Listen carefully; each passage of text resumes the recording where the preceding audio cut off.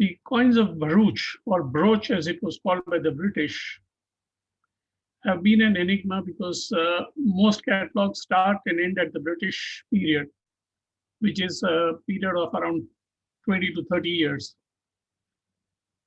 It has been noted in the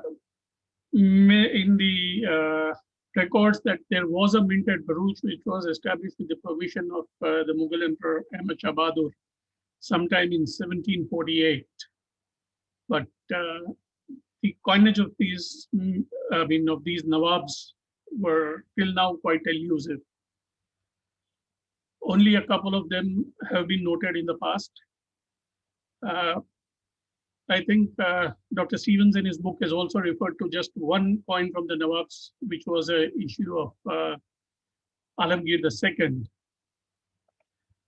And Jan Lingen also has shown me an image of a couple of coins. One is Ahmad Shah Bahadur, which is, of course, till now the first known coin of this ruler.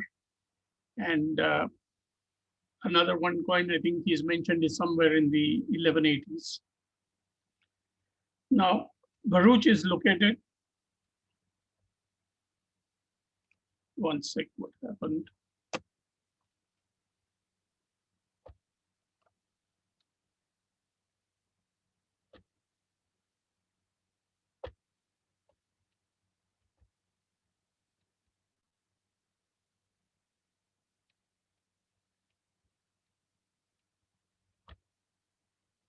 Sorry. So, Bharuch is located in the Gulf of Cambay, almost in between Ahmedabad and Surat, more towards Surat, and has been a very important seaport from times immemorial. It is said to be the second oldest city in India. Almost 8,000 years of history of this place seems to have been recorded, and it's been ruled by a number of entities. We'll not go that deep. We start that in 1297, it was the first time that the Mohammedan rulers took over the port town of Bharuch when the Sultans of Delhi conquered Bharuch. Thereafter, their successors, the Sultans of Gujarat, ruled over there, and in 1572, Bharuch came under the rule of the Mughals.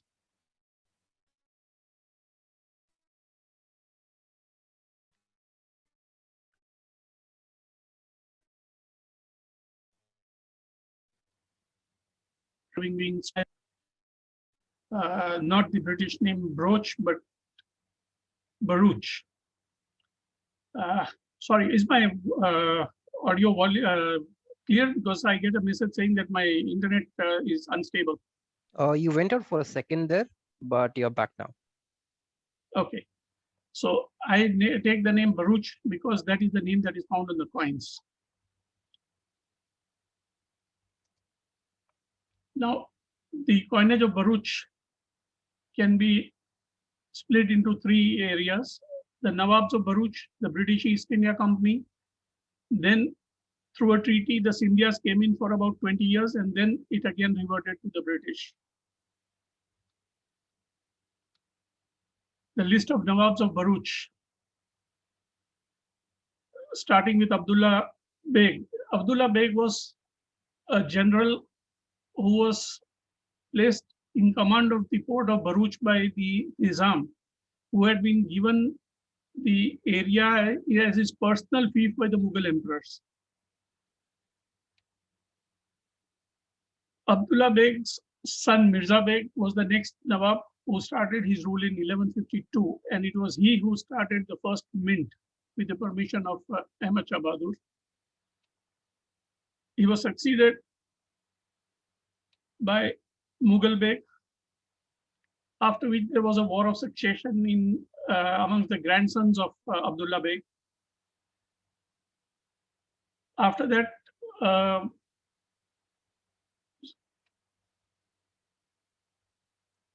a religious head from Surat intervened and got Ahmad Beg on the throne. And after that was the last Nawab, Muazzad Khan. This dynasty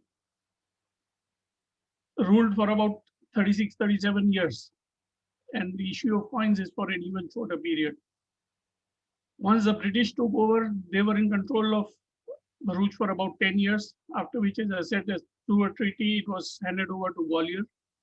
And again, through a later treaty, it reverted back to the British. I'm not going into details of all the treaties. Now, the first coin which is known is a coin of Nek Alam Khan II, issued in the name of Ahmad Shah Bahadur. As you can see, RY4 and 1164 is the date on this coin. There are a few coins known, and I have not come across any date prior to this, which is about 3 years after the mint is supposed to have been permitted by the emperor. Two dates are known for this emperor.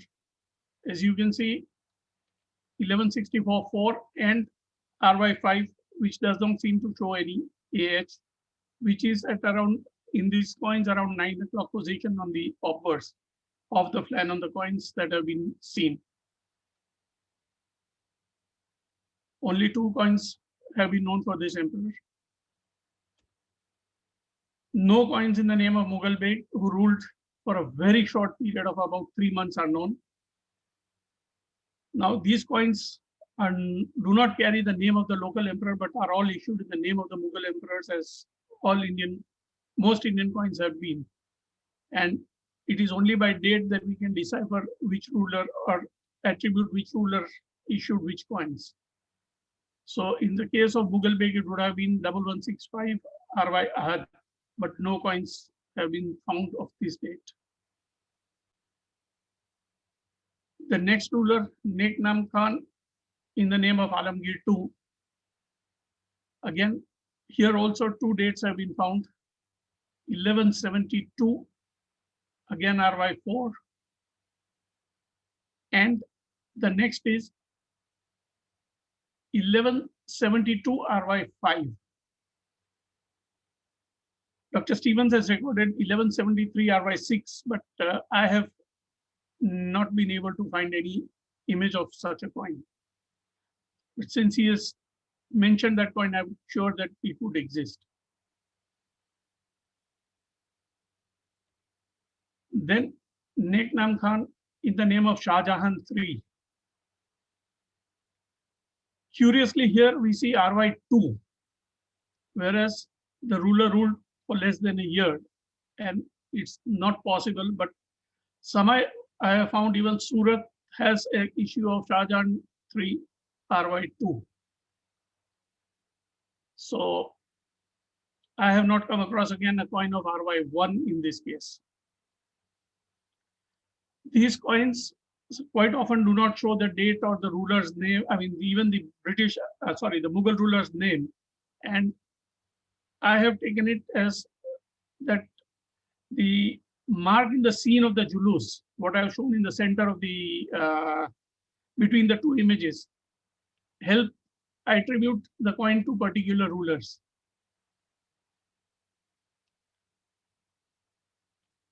Now, Nek Nam Khan again in the name of Shah Alam II.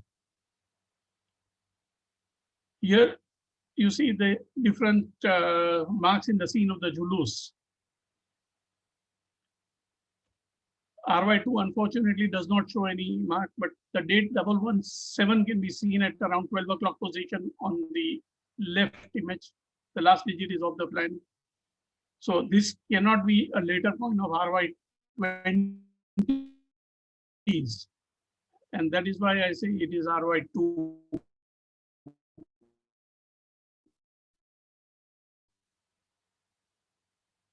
Of the Julus.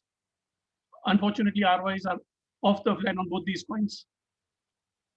And in these coins, going by the series in the change of the designs on the coin, I have attributed them to RY3 and RY4, though which precedes the other, I am unable to confirm. RY5, again the flower, similar but a little change from the previous design.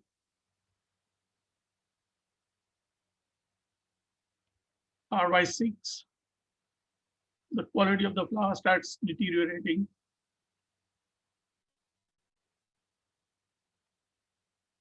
RY7,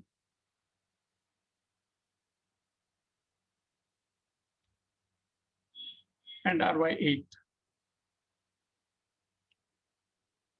I have not been able to find a coin of a later date, RY9 and RY10, though RY9 is listed in the South Asian coins book. But I have not been able to see an image as yet.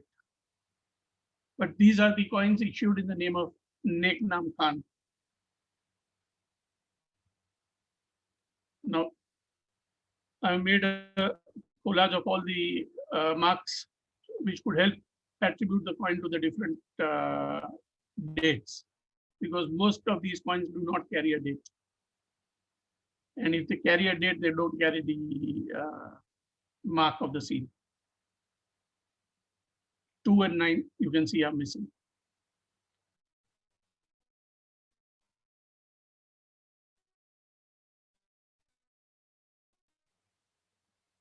Rule could have extended to RY10 or 11, but again, no coins with any date 1x with these flowers have been seen. So right now, I have not been able to put any attribution to any of those coins. Now, this is a series of coins which I have not been able to get a single issue with a date, but the marks are all different. I don't know whether to call them a flower or something else, but they look a continuation of the previous series.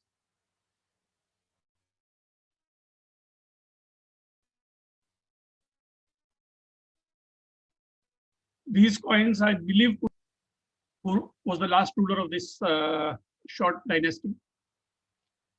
It was during his reign, soon after he took over the reins, that the British started interfering in the affairs of the state, because after having taken over Surat and the control of Surat, they started demanding recovery of certain taxes and duties that they had paid, which they felt were excess, and also the amount that the Nawab owed the Nawabs of Surat. And from there started a big fight, from which the Nawab never recovered. So these are the 4 designs that I could segregate in this. His rule is around 5 years. And based on that, I presume that these coins would be the 5 years of his reign. I hope I should be able to come across these coins, because in recent years, I understand some lots have been found of Bharuch from friends who have been able to help me with whatever I have collected in this. Thereafter, we go to the coins issued in the name of Shah Alam II under British and Sindhia control.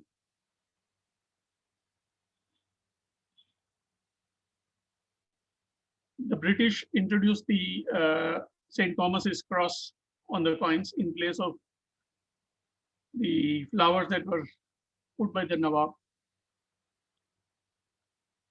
Here, this coin, though it looks like 2, it cannot be 2, it has to be RY2X, because RY2 would have made it in the rule of the Nawabs, and it's not possible to have the cross in there. RY2X cannot be attributed either to the British control or to the Gwalior control. And that is why I have no idea whether this is a a coin issued during British occupation or the Gwalior occupation. Now, this is a coin dated RY3X. And since Gwalior control extended from a period that is RY25 to 46, a coin dated RY3X would definitely be a coin of the issue under the Gwalior entity. But again, it's almost, I would say, an impossible task to find a coin which shows both the digits of the RY or an EH date, end of mint, or the scene on the flank. These coins are substantially smaller than the normal Mughal coins, about almost 3-4 millimeters smaller in diameter and quite thick.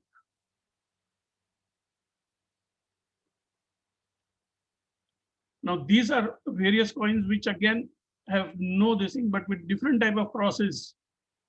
So I've just put them under the Sindhia rule, but these could be any entity that could have minted them, because these are not the standard cross that you find on the Bharuch coins.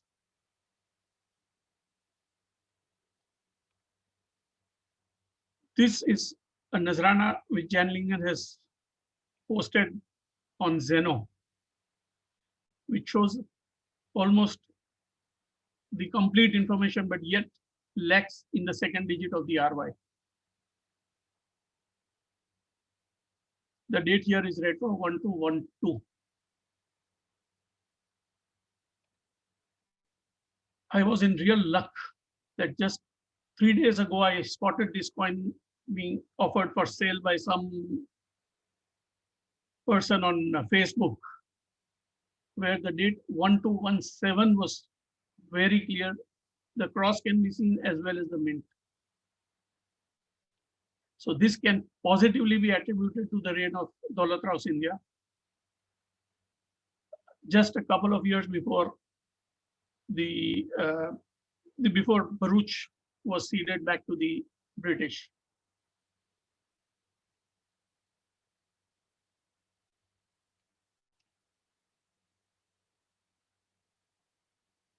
This coin again could be of any missing because the dates are not seen, but has been put as an illustration because the complete cross is seen on this coin.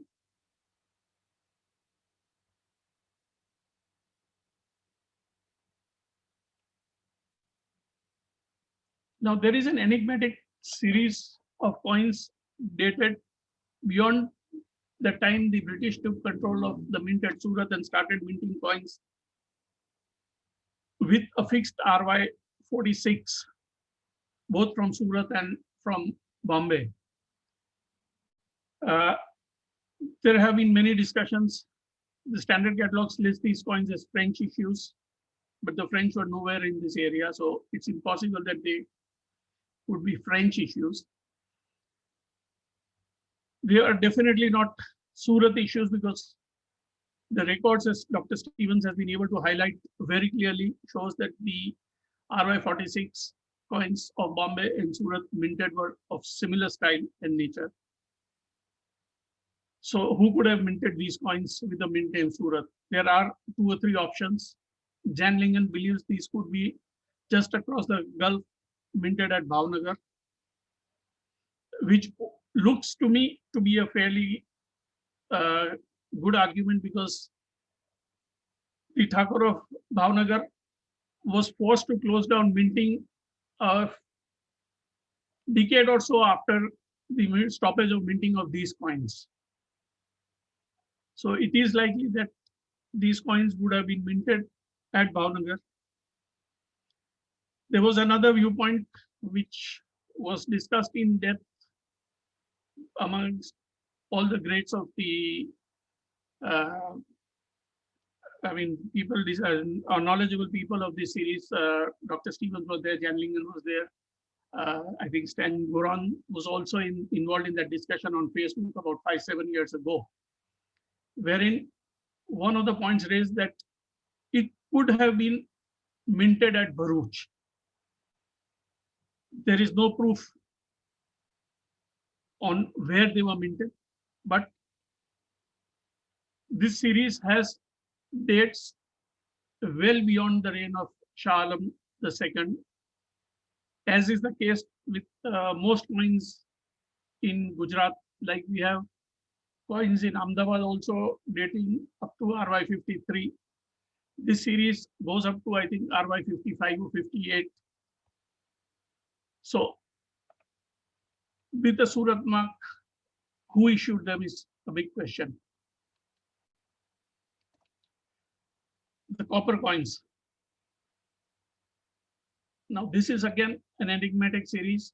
The date clearly Vikram Samvat 1876. You can see it on the lower image here. All the 4 digits on the coin.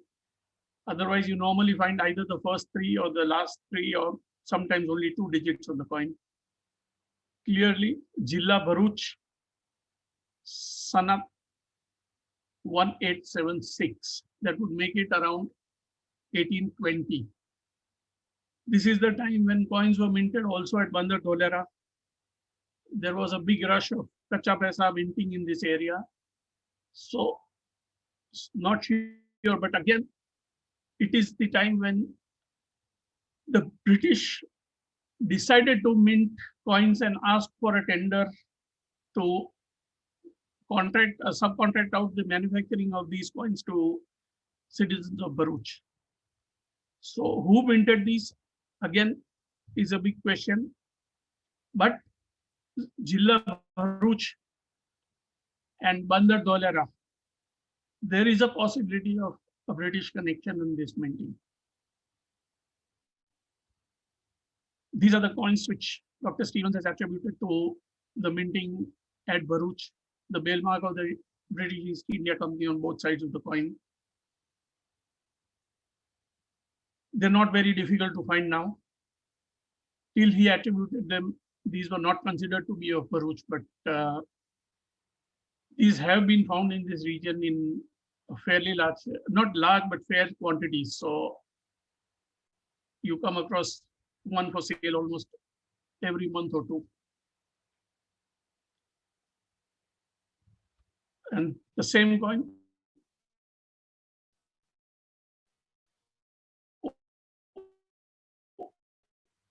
overstruck by Baroda RY24.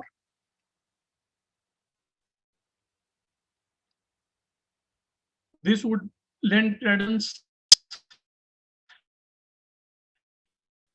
that these coins were minted. When they are overstruck means they were out of use when they were overstruck by Baroda.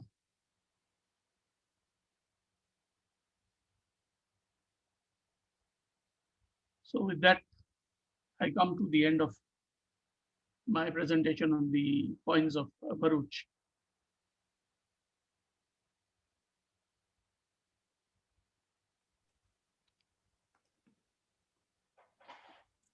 Wonderful, Amit. Enjoy that very much indeed. Thank you. Thank you. A thank you to the other 2 speakers as well who presented us today with a great panorama of the differences in coins. I have no questions in the chat at this moment, but even though we're a little bit over time, but not very much, maybe I could invite comments from Jan Lingen if he's still around. I do hope so, because you mentioned Mr. Lingen's name, who, when you talked about the enigmatic silver coins during the British period, where he was apparently of the opinion that they are from Bhavnagar. Maybe you could give us some insight into your thinking, Mr. Lingen.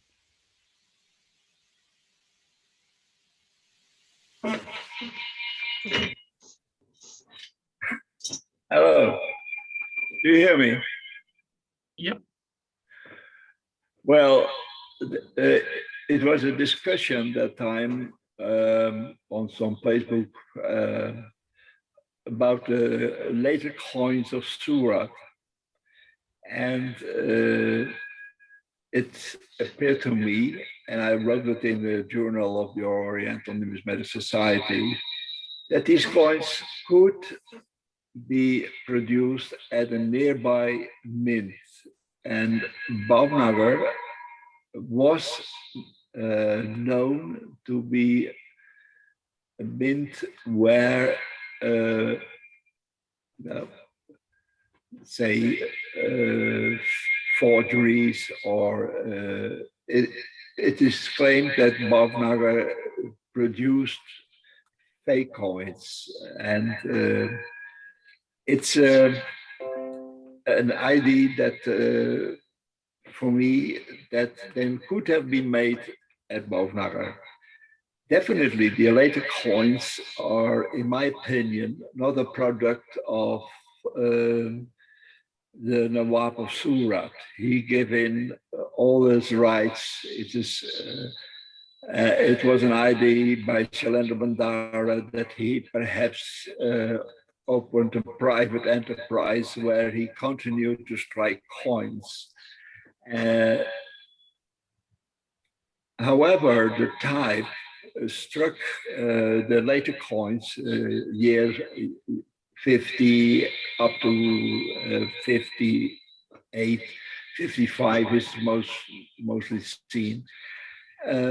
They could have been struck at other mints as well, Brooch, Bharuch, or even Cambay. It's also a possibility, but we still don't know. And Emmett does a very good research in this series, and wherever possible, I help him with providing data or other things. That is what I can add to it. But it is a interesting series, but very complicated because it's missing most of the time either Hijra date or a regular year and so on. I guess it's also difficult because there's not much documentation, at least official documentation. I have another question, which, if they wish, could be shared by Amit and Mr. Stevens. Why was the earlier coinage rupees only? Why was it only the East India Company that started at least tests with minting copper? Didn't get your question. The question is, why among the first series were there no coppers that I've seen in your presentation at least? Why was that only started by tests by the East India Company? I have it noted somewhere. I was referring to a vernacular book in Gujarati, wherein the author has written very clearly that for small change, they used even cut down silver coins.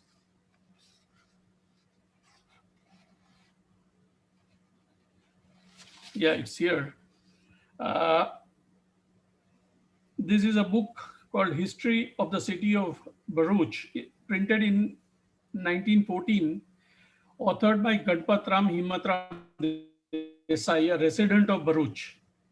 And he mentions the exchange rate prevailing about 50 years before he wrote the book as 16 almonds to a pie and 2 kauris to an almond. Mr. Stevens, do you have any? Can I make a couple of comments? So first of all, referring to the strange rupees with the late dates, dated 50 something and so on. I have no idea who minted them, but I wouldn't completely rule out the Nawab of Surat like Yarn does, because there's an entry in the records of about 1815 where he is paid a certain amount of money in respect of releasing the mint, which theoretically he'd released 15 years before. So there does seem to have been some involvement of the Nawab in minting coins, even during a period where he was not meant to have been minting them. So I just say, I don't know who minted them, but I wouldn't rule him out completely. The second point on these copper coins, I would say you have to remember that there were copper coins being produced by other authorities in the area. So for instance, the Nawab of Surat was producing quite a lot of copper coins, and it is conceivable that that is what was being used by the people in Bharuch. So there's just an idea. I would like to thank Amit very much for his talk, because that has put into order a very difficult series where most of the information just doesn't appear on the coins. So he's done a really great job there. Thank you. I have also put together a collection of about 10 odd coins of Surat dated beyond RY40s, some of them with both dates. And I was just planning to get them XRF tested, because that would give some indication of whether they were minted at Bhavnagar or not. Because if the Bhavnagar Thakur was just forging coins, there is a possibility that it could have a little less silver. Yes, I mean, that would be interesting, but you have to remember there was a big problem, certainly at the end of the 18th century, with the amount of silver in the coins at both Surat and Bharuch, where each seemed to be competing to reduce the amount of silver in the coins so that they could produce more rupees per weight of silver. And of course, that was undermining the value of the Bombay rupees, which was annoying the East India Company, which goes to your point of the East India Company interfering, because their rupees were becoming worthless.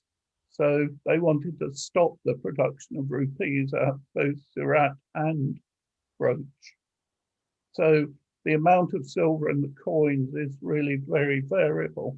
But I would be interested to know if you can get some XRF data to tell you what the silver content is. There is a lockdown here, and my plans have been put on hold for the last 10-15 days. Yeah. But I'm definitely back to you once I have the data. Amit, there is also a series of questions in the chat. Would you like to read them yourself, or shall I read them for you? If you could read them, because I will have to hunt from where to start.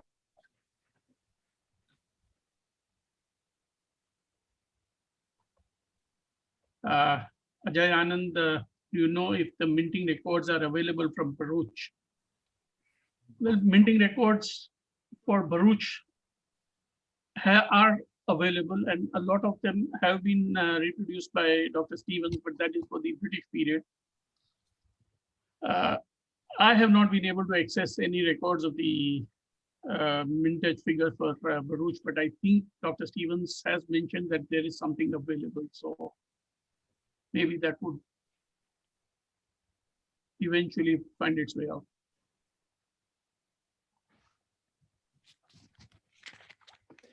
Well, with that, there is only one thing left for me to do.